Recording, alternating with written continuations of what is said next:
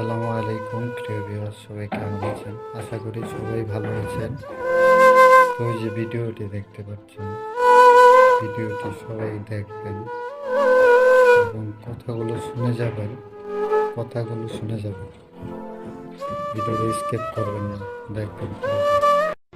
আপনার ঘরে না কোটি কোটি টাকা, তো মরার পরে তো কম দামি সাবান দিয়ে গোসল করে লোকেন, অন্তত একটা লাখ সাবানও ব্যবহার করতে পারতো।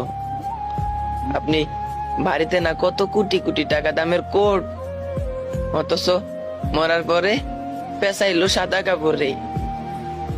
কত দামি দামি পারফিউম এগুলা রাইকা গায়ে মাখলো আতর।